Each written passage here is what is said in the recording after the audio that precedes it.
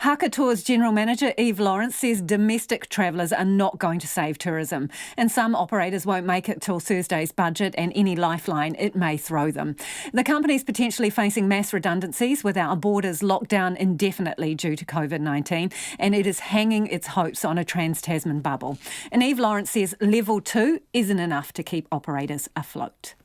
From a business standpoint, it doesn't actually make a huge amount of difference to us. We've already had to cancel all our tours up to October anyway. There's no international visitors coming in. And with the social distancing on tour buses, multi-day tours don't really appeal to domestic customers. So to us, it really makes no difference. The only difference it makes is that we can now get together as a leadership team and a business with the staff that we have remaining to discuss our strategy moving forward. Okay, so a couple of things there. In terms of staff, how many were you employing? What are you looking at now? Well, based on the fact that the subsidy is due to finish soon, we're looking at going from 184 full-time employees down to 13.5 FTE equivalent.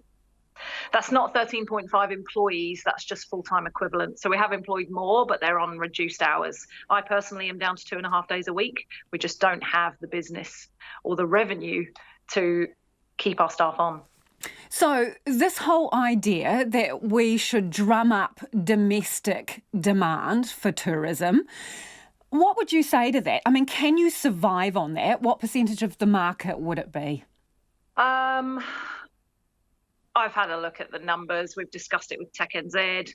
And yes, we can target domestic market for sure. We also have an accommodation wing at Haka Tourism Group, which will provide some revenue to us. But realistically, we're looking at a best case scenario of potentially 20% revenue. We've been able to pivot some of our businesses to help out Auckland City Mission and some other government bodies in terms of accommodation for people that need it. So we have got some revenue coming in, and we can survive until potentially March. But if international borders don't reopen, even with 20% domestic tourism, we wouldn't survive much longer. So when the Prime Minister says and has said several times that our borders are going to be tightly monitored, if not closed, for an extensive period of time, what effect has that had on your business and, say, future bookings? Oh, well, we rely on a lead time from people coming in. So it's had a massive effect. Even end of February, beginning of March, we saw up to a 90% decline in tour bookings. And since the borders have closed, we've obviously seen lots of cancellation emails. There's been lots of confusion with insurances, where we stand with cancellations versus credit notes. It's been chaotic, to be quite honest with you, over the last 8 weeks.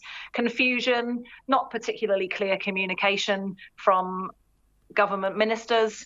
Anyone in particular? Well, obviously, Kelvin Davis is doing his best to speak to all the tourism businesses, but communication has not been clear. It could be better. And what do you need to be clear, Eve? What specifically do you need clarification around? We need clear timeframes around if this Trans-Tasman bubble takes off, how long realistically do they think it's going to take to put measures in place to make that happen? We need clear timeframes around whether we can have a wage subsidy extension to keep our people on. And we need clear information around any further financial support, because the bottom line is banks aren't lending to tourism businesses. It's a massive risk. Cash is king. We don't have cash flow. How do you feel about the fact he's not able to give you those answers, seemingly? It's incredibly disheartening to hear that questions don't get answered directly. And to be honest, we need a voice. We need a clear voice for tourism. And I just don't feel that we've had one up to this point. So is he up to the job then, Eve? Is he up to the job? From my current experience, I would say no at the moment. Had he given us clearer timelines around when he was meeting with the government, potentially when we can hear about a Trans-Tasman bubble, then people would have been a lot happier. But we've had nothing. We've just been getting the same message for 6 weeks now, more than 6 weeks. And what's that message? We'll let you know when we've got more clarity. I've been pushing for you. We'll hear on the budget. But sadly, for many, the budget day is already too late. is what it is. It's wildly uninspiring at best. So the Tourism Minister has also said that he has tasked Tourism New Zealand to, and this is his words, reimagine the industry, the tourism industry. What does that mean to you, and do you buy into that?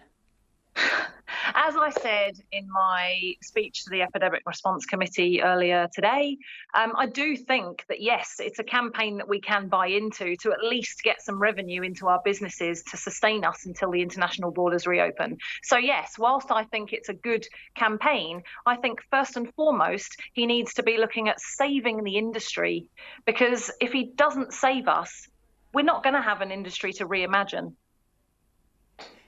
And with a country that relies on tourism as, providing 3.8 billion in GST and a huge chunk of our GDP, we really need to be saved. How many of you are hanging on by your fingernails at the moment? Oh, I would probably tell you that 99% of us are hanging on by a thread. With no cash flow, no business models for zero revenue, you just don't model for that.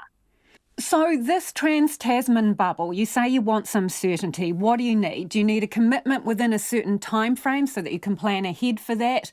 I mean, you would appreciate that it is based on a lot of unknowns for them, whether we have more cases, whether there's increased spread under lower levels. So they're dealing with a lot of unknowns.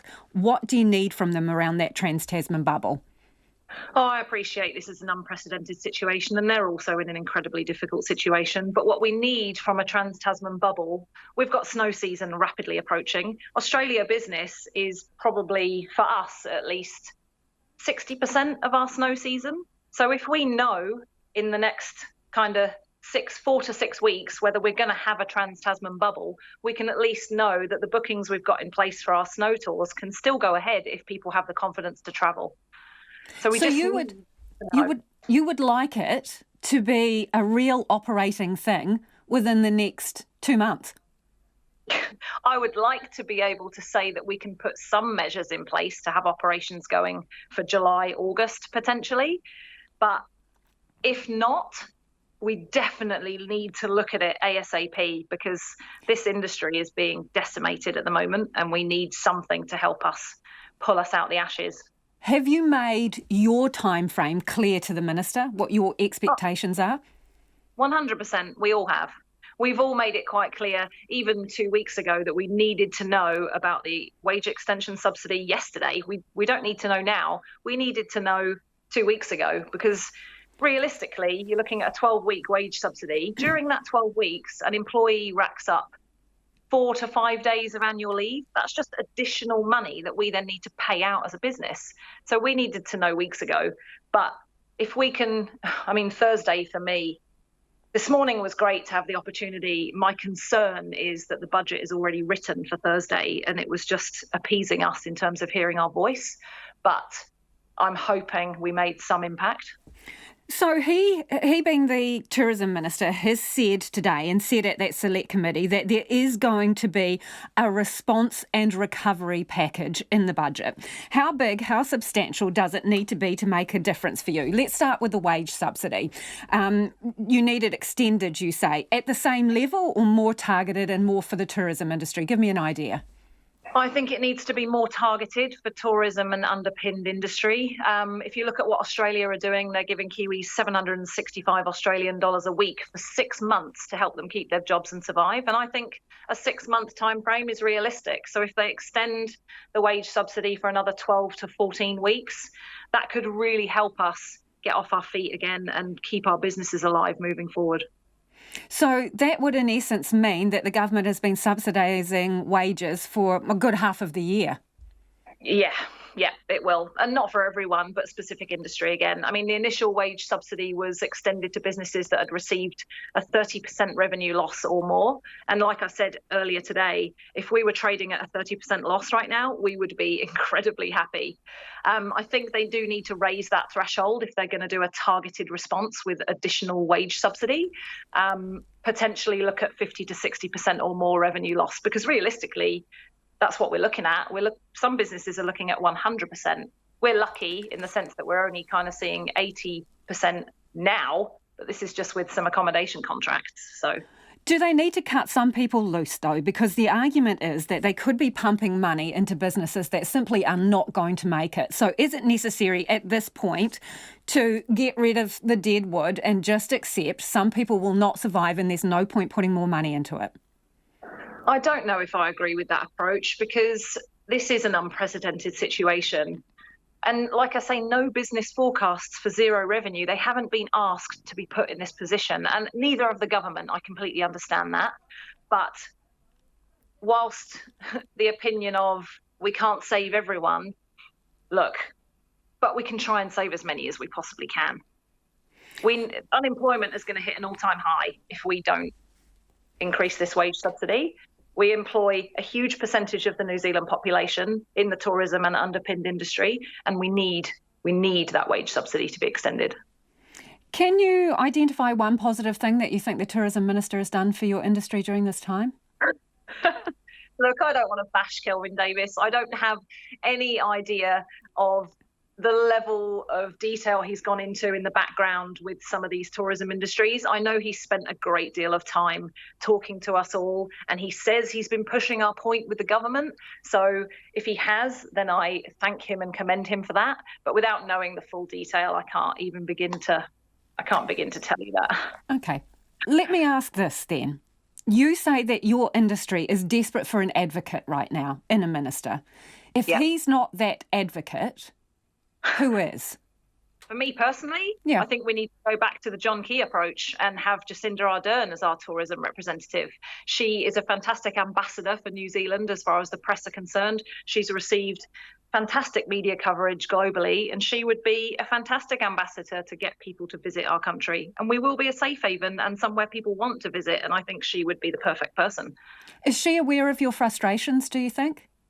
Oh, I've sent various emails. I've obviously not had any responses. I'm sure she's a very busy woman having a child and obviously running a country. But we've obviously been voicing our concerns.